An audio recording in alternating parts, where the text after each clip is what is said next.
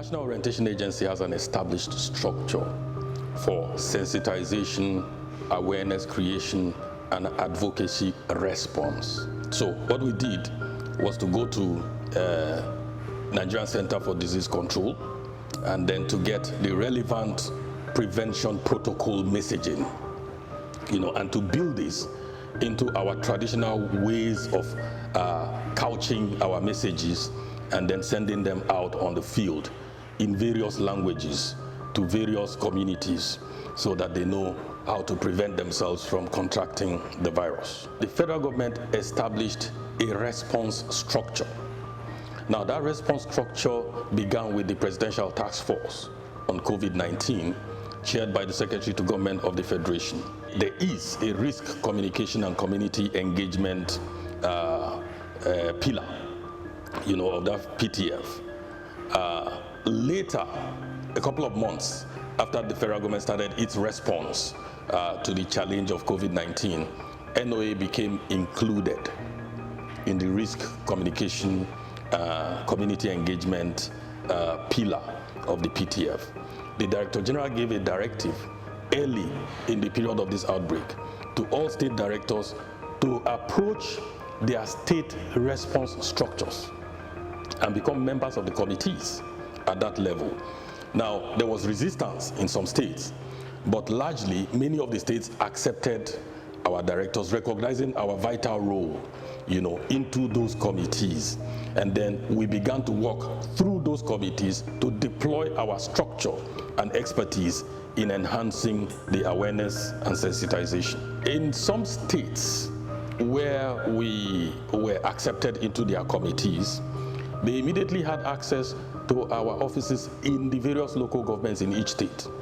Now, to understand this clearly, you also need to understand the thinking of the Presidential Task Force on COVID-19 in its response to the challenge of this pandemic.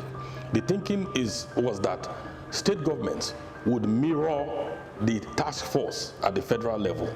At the local government level, it was expected that there would also be a local government task force on COVID-19, headed by local government chairman. We have noticed gaps, and these gaps are coming to us by way of feedback from our officers on the field.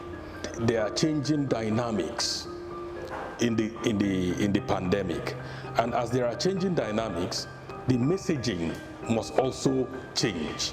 But under the circumstances, we have merely been thinking outside the box, and then we have been sending these new messages to our people, our community orientation and mobilization officers and our state directors, to go street by street and verbally communicate this new messaging. One of the key lessons we have learned is that the thinking at the PTF level, which presupposed ab initio that the risk communication and community engagement was strictly an affair for health promotion officers.